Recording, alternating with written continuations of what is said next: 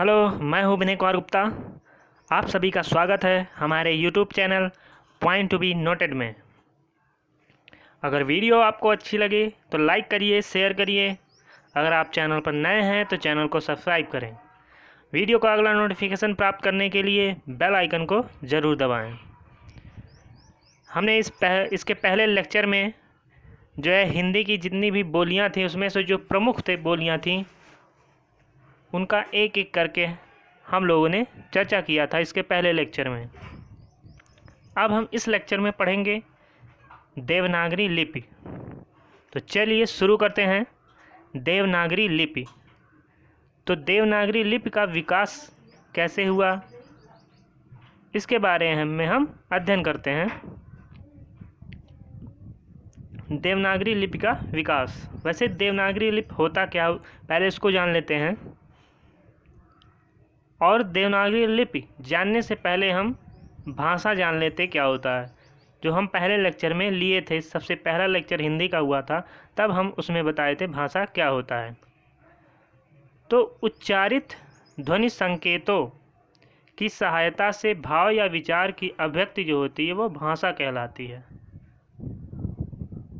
तो उच्चारित ध्वनियों के जो संकेत होते हैं, जो हम बोलते हैं, उसकी जो ध्वनि संकेत है, उसकी सहायता से जो हम अपना विचार व्यक्त करते हैं दूसरे के सामने, वही तो होती है भाषा।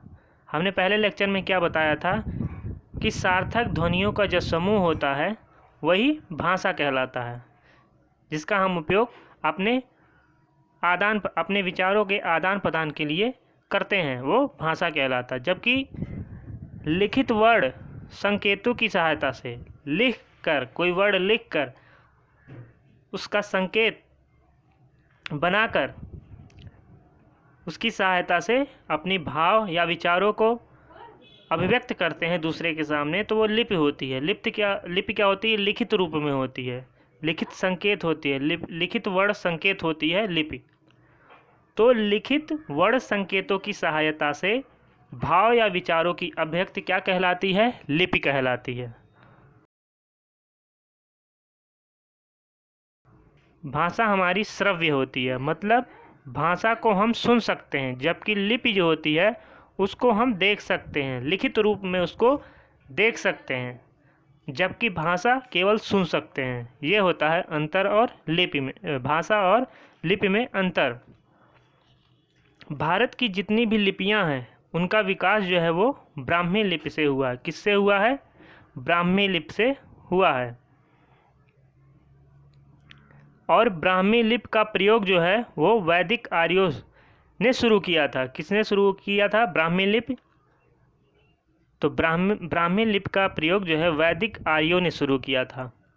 ब्राह्मी लिपि का प्राचीनतम नमूना जो है वो 5वीं सदी ईसा पूर्व का है, जो बौद्ध कालीन है। भगवान बुद्ध के समय में ब्राह्मी लिपि का प्रचलन था। जब गुप्त काल आया में जो हो गए ब्राह्मी के, पहला कौन सा है?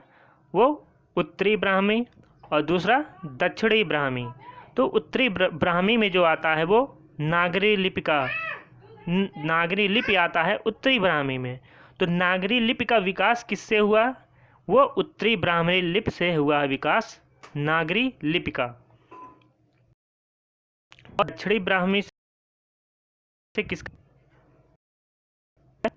तमिल या कलिंग लिपि, तेलुगु या कन्नड़ लिपि, ग्रंथ लिपि जो तमिलनाडु का है, आदि लिपियों का विकास हुआ है दक्षिणी ब्राह्मी से। तो आप याद रखिए कि उत्तरी ब्राह्मी से किस लिपि का विकास हुआ है? नागरी लिपि का। और दक्षिणी ब्राह्मी से तमिल या कलिंग लिपि, तेलुगु या कन्नड़ लिपि, ग्रंथ लिपि, ये सभी दक्षिणी ब्राह्मी से विकसित हुए हैं। अब नागरी लिपि का जो प्रयोग हुआ था वो कब से कब हुआ था? तो नागरी लिपि का प्रयोग काल 8वीं से 9वीं सदी के आरंभ में हुआ। इसी से भारत के जो अधिकांश आधुनिक लिपियां थीं उनका विकास भी इसी नागरी लिपि से हुआ है। तो भारत की जो अधिकांश आधुनिक लिपियां थीं वो किससे हुआ है इसका विकास? नागरी लिपि से। इसकी जो शाखाएं थी वो 2 शाखाएं थी। किसकी? नागरी लिपि की। नागरी लिपि की 2 शाखाएं थी। पहली थी पश्चिमी शाखा और दूसरी थी हमारी पूर्वी शाखा।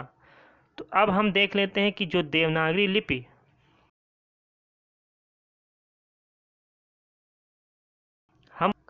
तो ये नागरी लिपि के पहली शाखा जो पश्चिमी शाखा है उससे विकसित हुआ है देवनागरी लिपि। उसी के साथ साथ राजस्थानी लिपि भी विकसित हुआ है, गुजराती भी, महाजनी और कैथी। इतने लिपि जो है वो नागरी लिपि के पश्चिमी शाखा से विकसित हुए हैं। तो पश्चिमी शाखा से कौन सी लिपि विकसित हुई है? देवनागरी, राजस्थानी, गुजराती, महाजनी और कैथी। ये याद रखिएगा। फिर नागरी लिपि का जो पूर्वी शाखा है उससे कौन सी लिपि का विकास हुआ है? हमारा पूर्वी क्षेत्र का जो पश्चिम बांग्लादेश बोला जाता है, वहाँ से विकसित हुआ है बांग्ला लिपि। फिर असमिया, उड़ीसा से उड़िया। तो ये आप याद रखिए, पूर्वी शाखा से बांग्ला लिपि, असमी और उड़िया ये लिपि विकसित हुए हैं। अब देवनागरी लिपि का स्वरूप कैसा है, कैसे लिखा जाता है, स्वरूप जान लेते हैं। तो यह लिपि जो है बाईं से दाएं लिखी जाती है। कौन सी? देवनागरी लिपि जो है बाईं से दाएं लिखी जाती है। जबकि यहाँ पे जबकि लिख लीजिएगा। तो जबकि फारसी लिपि जो है वो उर्दू, अरबी, फारसी भाषा की जो लिपि होती है वो दाएं से बाएं लिखी जाती है। कहाँ से? दाएं से बाएं। जितनी भी फारसी लिपि है, चाहे वो उर्दू हो, अरबी हो, फारसी भाषा की लिपि हो, वो सभी दाएं से बाएं लिखी जाती हैं। लिपि कैसे लिखी जाती है? वो बाएं से दाएं लिखी जाती है। यह लिपि जो है देवनागरी लिपि वो अक्षरात्मक लिपि है। जबकि रोमन लिपि कैसी है? वो वर्णात्मक लिपि है। यहाँ पे वर्णनात्मक लिख लीजिएगा। रोमन लिपि जो होती है वो वर्णात्मक लिपि होती है। वर्णात्मक कह सकते हैं, वर्णात्मक। तो रोमन लिपि जो है वो वर्णात्मक लिपि में लिखी गई है और अक्षरात्मक लिपि जो है वो जो देवनागरी लिपि है वो अक्षरात्मक लिपि में लिखी गई है। अब देवनागरी लिपि के कुछ गुण हैं। पहला है यह जो है कि वर्ण संकेत होते हैं।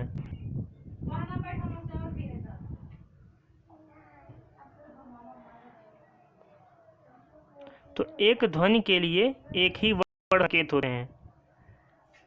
जो भी हम बोलते हैं, कोई भी वर्ड बोलते हैं तो उसका संकेत एक ही होता है, और जो ध्वनि का नाम है वही वर्ड का नाम भी होता है। तो ये इसके गुण हैं। मूक वर्ण नहीं होता है, मतलब इसमें कोई साइलेंट वर्ड नहीं होता। जैसे अंग्रेजी में कोई वर्ड होता है तो उसमें साइलेंट वर्ड भी होते हैं जिसको बोलते वक्त उसका उच्चारण नहीं करते हैं। तो लेकिन हिंदी या देवनागरी लिपि में ऐसा नहीं है, कोई मूक वर्ण नहीं होता इसमें। और हम जो भी बोलते हैं वही लिखते भी हैं, जो भी बोला जाता है वही लिखा जाता है। एक वर्ड में दूसरे वर्ड का भ्रम नहीं होता है। जैसे अंग्रेजी में का के लिए कभी के प्रयोग होता है तो कभी सी प्रयोग होता है। तो इसमें क्या है, एक वर्ड का दूसरे वर्ड में भ्रम है इसमें अंग्रेजी में। लेकिन हिंदी में ऐसा नहीं है, सभी वर्ड का उच्चारण अलग अलग होता है।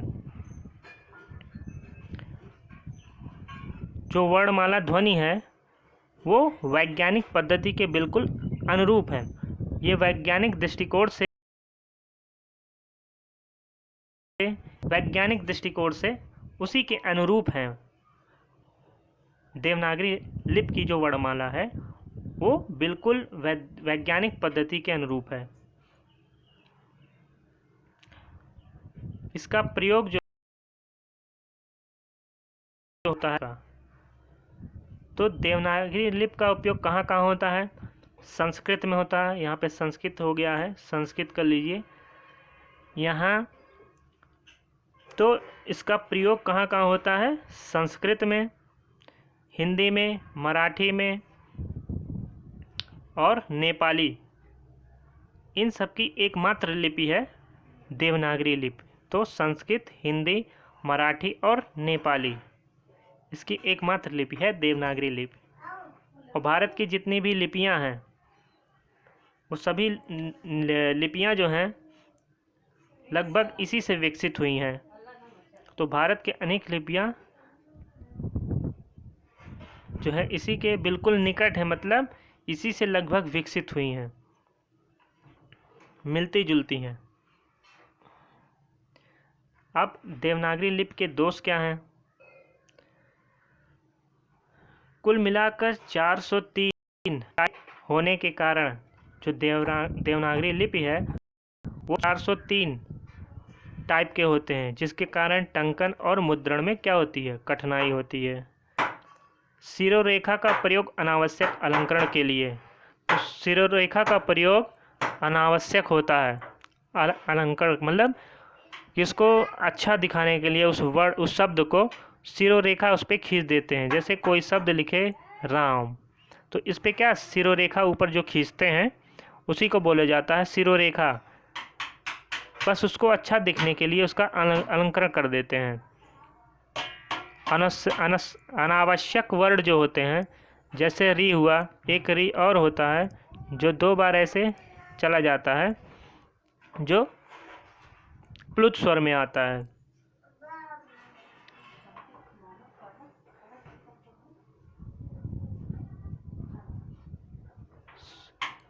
तो री जब ऐसे हम कर देते हैं तो ये क्या हो जाता है?